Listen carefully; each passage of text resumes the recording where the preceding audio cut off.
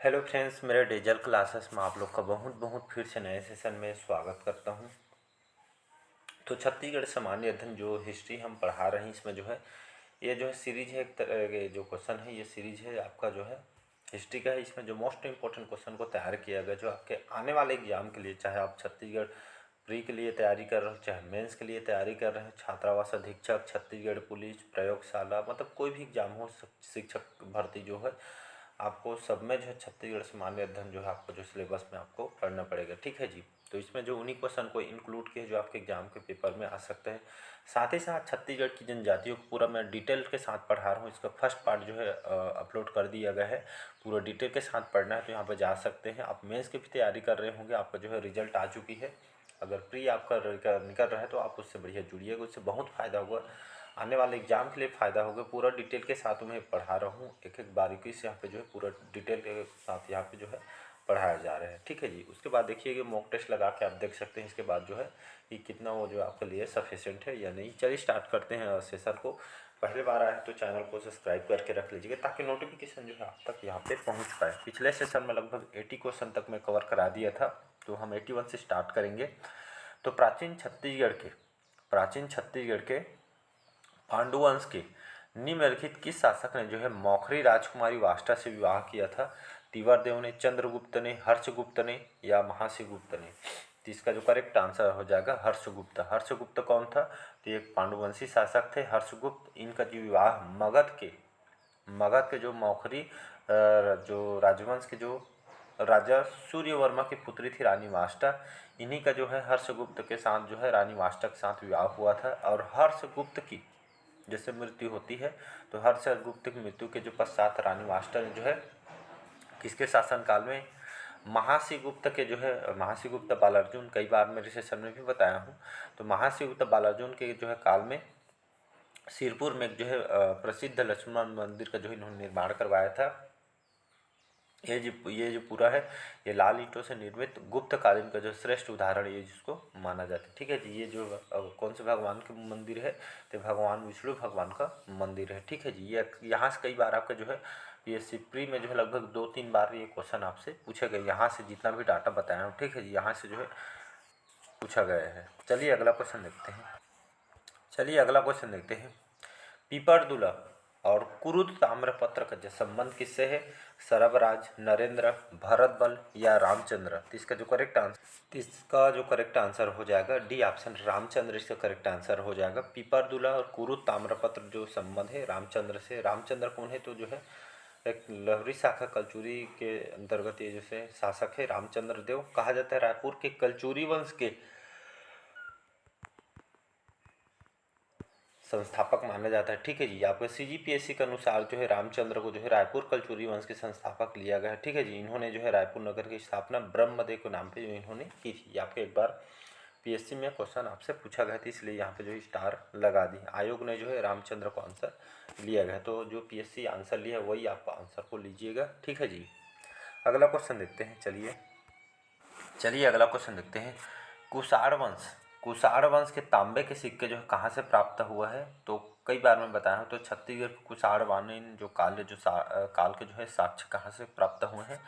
तो ये जो है यहाँ पे जो है टाइपिंग मिस्टेक हो गया है। ठीक है जी। तो ये जो है आपका बिलासपुर है। ठीक है। तो यहाँ पे बिलासपुर में जाएंगे, जो बिलासपुर में किस चीज़ का जो साक्ष्य मिला है? तो तांबे के सिक्के की जो प्राप्ति बिलासपुर जिले से मिला है। और जो स्वर्ण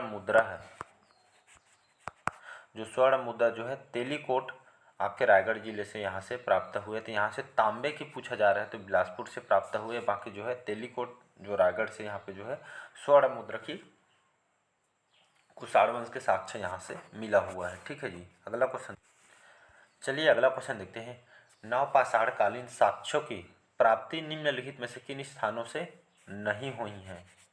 चितवा डोंगरी, टेरम से, चितवा डोंगरी या सिंघनपुर से या पैरी नदी क्षेत्र से? तो इसका जो करेक्ट आंसर हो जाएगा पैरी नदी क्षेत्र से। यहाँ पे जो है नवपाषाण कालीन जो साक्ष्य की प्राप्ति नहीं हुई है। ठीक है जी। तो चितवा डोंगरी, टेरम, चितवा डोंगरी, सिंघनपुर, ये यहाँ से जो है नवपाषाण काल के साक्ष्य यहाँ से प्राप्त हुए। तो नवपाषाण में जाएंगे तो यहाँ पे जो है बहुत सारे जो है आविष्कार जो है मानव के द्वारा जो है किए गए थे।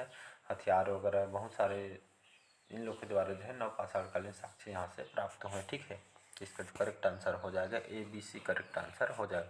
तो यहाँ पे नहीं है तो मतलब पैरी नदी क्षेत्र से नहीं हुई थी। चलिए अगला क्वेश्चन देखते हैं। किस स्थल पर हाल ही में वर्षों में मौर्यकालीन जो कुआं की खोज हुई है? दुर्ग जिला में, बलौदाबाजार में, राजिम में या आपके बिलासपुर में? तो इसका जो है C ऑप्शन करेक्ट आंसर हो जाएगा, राजिम में। ठीक है जी।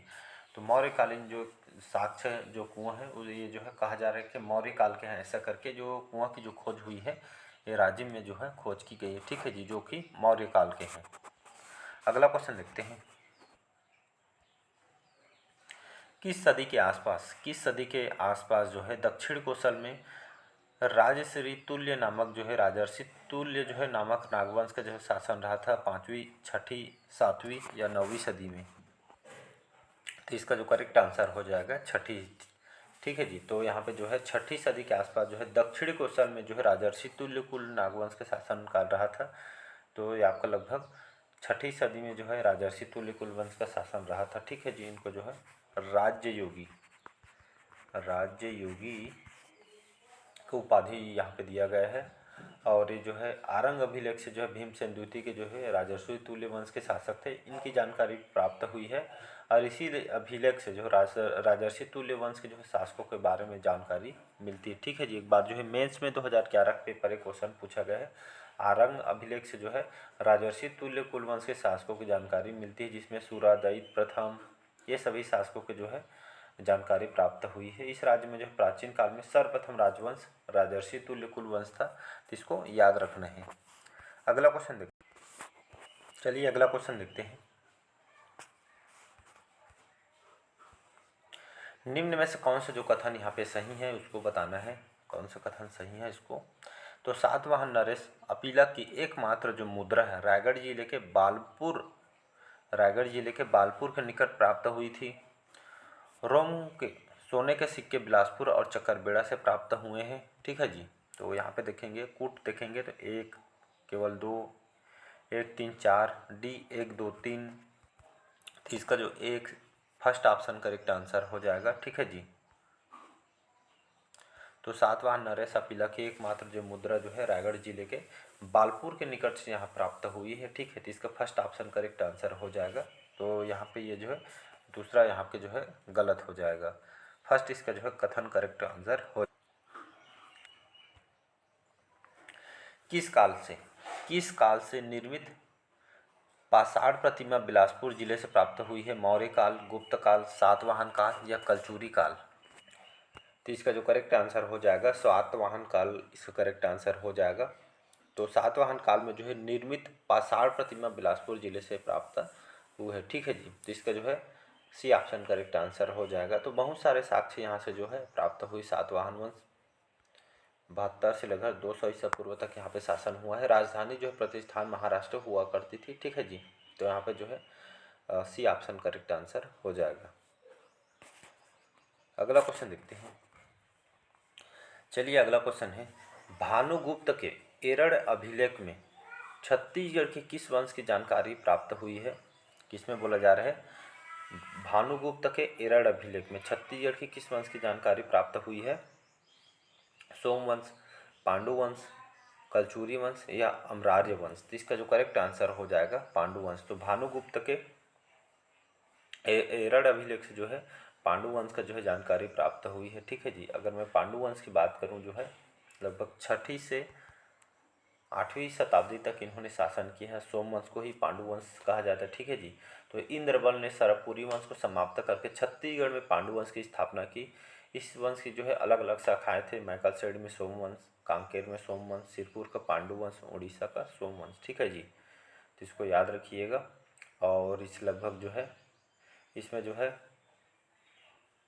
संस्थापक सिरपुर के पांडुवंश के इंद्रबल था। ठीक है जी। और छत्तीसगढ़ के स्वर्णकाल महाश्रीयुक्त बालाजी को कहा जाता है।